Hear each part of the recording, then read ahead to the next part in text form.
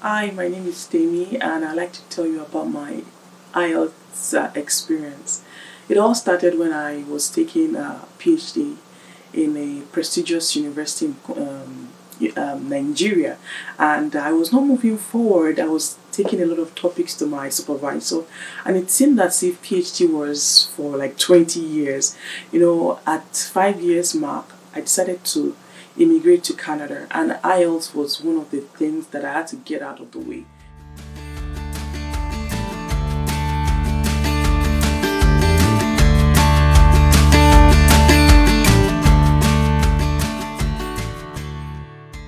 My first experience, I remember it was quite a long distance, about 45 minutes drive. Getting to the location, I saw thousands of people.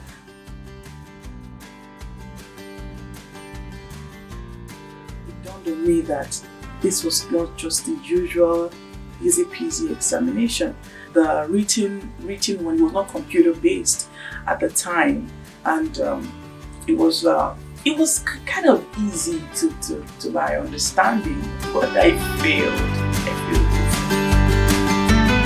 At the time that I took the second exam, my weak point was the writing. Now I had seen that I could pass the other three modules freely, but writing I was just getting 6.5, 5.4, 5.5, and sometimes I go for the remark and it doesn't get boosted.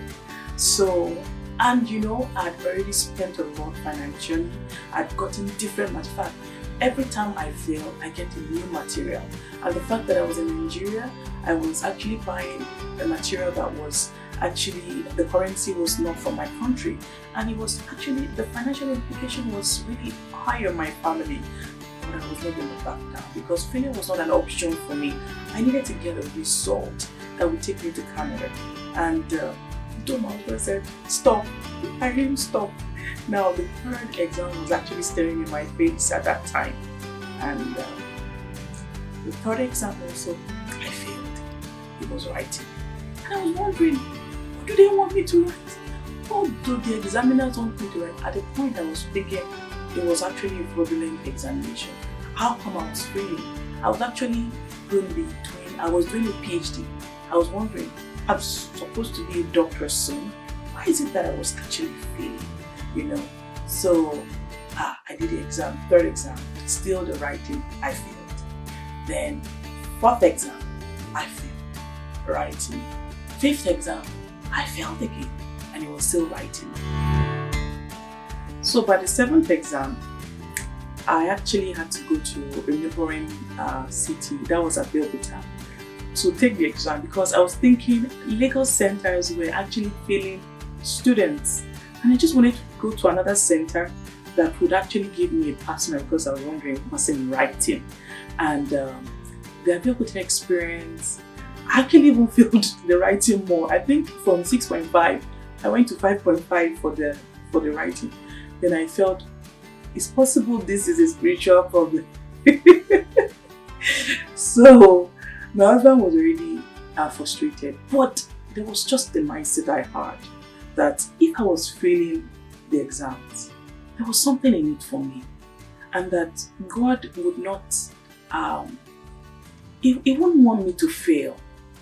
I was actually having the dreams of Canada, shopping in Canada and all that. So I continued.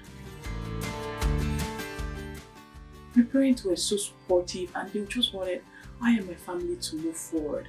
And I actually told them about the Canadian dream. They were actually supporting my PhD, and they were like, finish your PhD. And I was like, no, I'm not going to finish it. So I couldn't tell them, I couldn't disappoint them.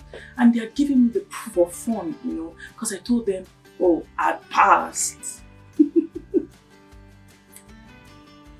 I told them I passed.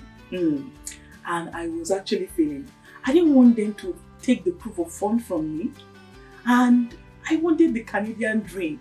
So I was in the middle of the deep blue sea and probably the whale. Now, I was just telling my parents, oh, the lockdown was the issue, they were processing my application, and I had not passed my IELTS. I was was planning proof of fund to make sure that I passed, because I knew immediately I passed, I would be picked from the pool. So it was as if I could do this next month. This could happen for me. And lies was piling upon lies. I had to pass. It was actually a do or must do. On the 8th attempt, I booked Abuja. Abuja is the capital city of Nigeria. And I had to take my flight to Abuja from Lagos. My husband dropped me. And when I got to Abuja, I actually met with a cab guy that actually passed IELTS. Now, what he told me was that he passed it once, and I was like, wow, that's what I'm talking about. Abuja is going to be the golden city for me. So he took me to the hotel. I actually ordered some food, not from the hotel, from another place. And by the time I had done with eating the food, I was not okay at all. So I vomited. I was throwing up, and I had tummy discomfort, and it was just a day-to exam. Now, I spent on the flight to and fro, I spent on the hotel, I spent on food, I spent on a lot of things. Now, the proof of fund was actually going down. Now, the next day of exam, the cab guy came to pick me from the hotel and also took me down to the center. I managed to write the exam. This time around also, I failed the writing. So I knew that the centers, it wasn't just about the Lagos Center, Abeokuta Center, or the Abuja Center. There was something that wasn't doing right. And the 9th attempt actually came. After the 8th attempt that I failed, and that was back from Abuja, I and my husband sat down, and he told me that we could have used the money to kind of invest big in Nigeria. And I understood, but he told me that we should stop. And I said, okay, no problem, we'll stop. But deep down I knew that I was not going to stop. So I just gave it a pause for I think a month or two, and I booked behind it. I booked the exam behind him. I didn't let him know that he just saw that this girl is reading for IELTS. What's going on? I just told him, I'm just reading, I'm just going through it. He didn't know I had actually booked the exam. And this time around, I booked the exam at Abeokuta, the same place I failed, because I knew that I had a problem. So at the 9th attempt, I knew the issue I was having. The issue I was having was the proper use of words. So there are times that I use a verb or a doing word in a sentence, and it wasn't conjugating well with the sentence. Now in Nigeria, I could say that, hello, sweetheart, please, could you get me the drug in the pharmacy? Now, when we talk about drugs, probably you're talking about hard drugs.